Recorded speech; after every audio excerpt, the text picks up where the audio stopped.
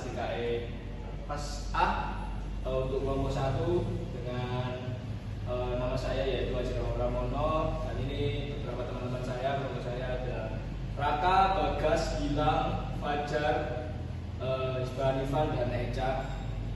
Di sini kami akan mempresentasikan tentang dosen kami untuk rancangan panel surya dengan sistem tracking matahari.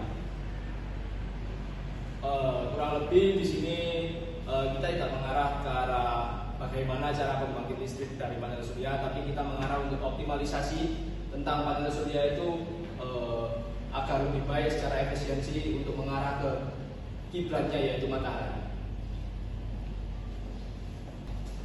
Ya, sebelumnya perkenalkan, nama saya Muhammad Isban Ivan. Di sini saya akan membacakan abstrak dan pendahuluan. Abstrak. Penelitian ini merancang panel surya dengan mekanisme pelacak matahari berbasis ESP32 untuk mengoptimalkan penyerapan sinar.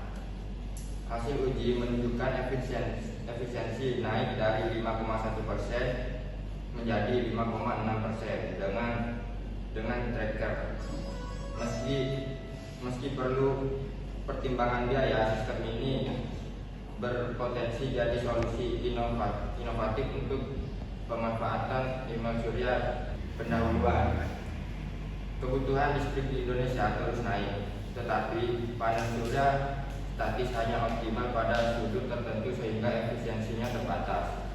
Penelitian ini merancang sistem solar tracking berbasis microcontroller ESP32 ditambah opsi hybrid dengan baterai atau PLN agar panel mengikuti pergerakan matahari sepanjang hari dan menjaga konsistensi suplai energi.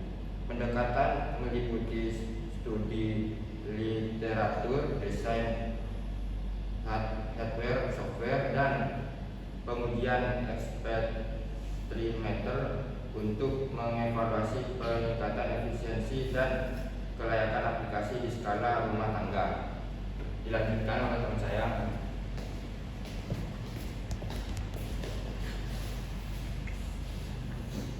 Sebelumnya perkenalkan, nama saya Gilang Tanari. Di sini untuk tinjauan pustaka sendiri terdapat energi surya merupakan salah satu sumber energi terbarukan yang sangat potensial. Kemudian pada tinjauan pustaka ini terdapat studi yang dilakukan oleh para peneliti yang menegaskan bahwa sistem solar tracking dapat meningkatkan efisiensi panel surya secara signifikan, baik dalam konteks skala kecil hingga integrasi dengan sistem berbasis IoT. Untuk mencapai keberlanjutan energi, terutama di daerah-daerah terpencil, pengembangan sistem hybrid yang menggabungkan panel surya dengan baterai cadangan dan teknologi pelacak matahari menjadi solusi yang relevan dan menjanjikan. Kemudian ada komponen PLTS. Pada perancangan PLTS dengan sistem tracking sinar matahari kali ini membutuhkan alat dan bahan-bahan PLTS dapat dibuat sesuai yang diharapkan untuk komponen yang dibutuhkan seperti kemudian dilanjutkan oleh teman saya. Perkenalkan, nama saya Muhammad Raka Basulathar. Komponen PLTS yang pertama ada panel surya. Panel surya adalah perangkat yang dirancang untuk mengubah energi matahari menjadi energi listrik. Proses ini berlangsung melalui efek fotovoltaik, di mana daya matahari yang mengenai permukaan panel akan menyebabkan elektron dari atom-atom semikonduktor, umumnya berbahan dasar silikon.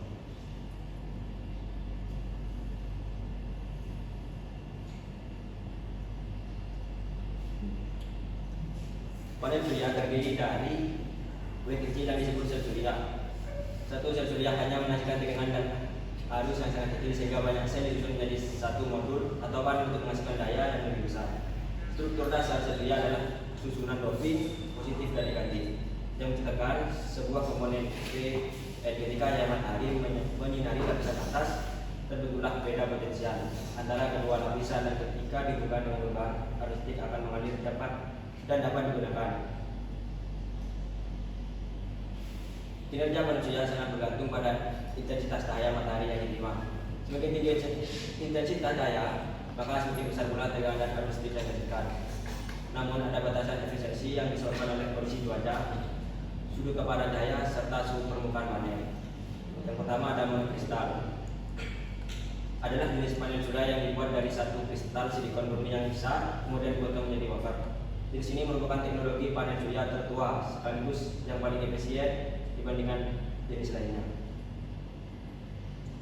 Yang kedua ada baterai 18650. Adalah jenis baterai lithium ion yang sering digunakan dalam berbagai aplikasi, termasuk sistem panel surya skala kecil yang mengacu pada dimensinya yaitu 18 mm diameter dan 65 mm panjang. Baterai ini dikenal karena kapasitas penyimpanannya yang cukup besar dengan tegangan nominal sekitar 3,7 volt dan kemampuannya untuk diisi ulang berkali-kali.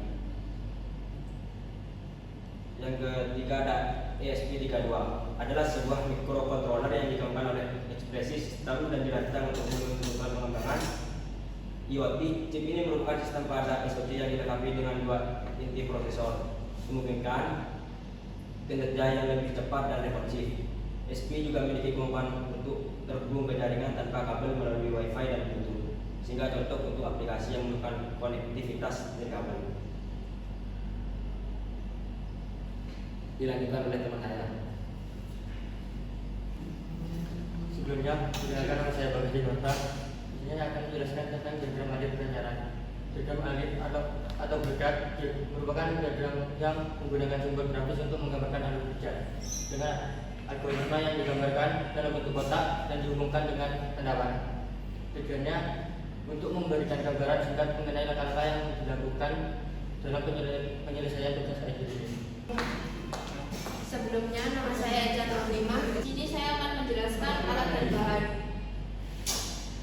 Alat yang digunakan yaitu ada bor tangan, multimeter, obeng mini plus dan minus, spoon, tang, gunting, cutter, tang potong. Sedangkan bahan yang digunakan yaitu ada panel surya ESP32, baterai 18680, kabel, sensor LDR, voltage sensor, sensor LM35DS, resistor LCD 16x2.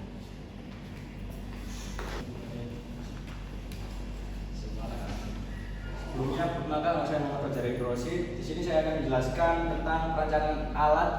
Dalam perancangan alat yang dilakukan pada pembuatan sistem PLTS, yang pertama yaitu pembuatan desain skematik rangkaian, pembuatan desain frame, dan yang terakhir pembuatan alat.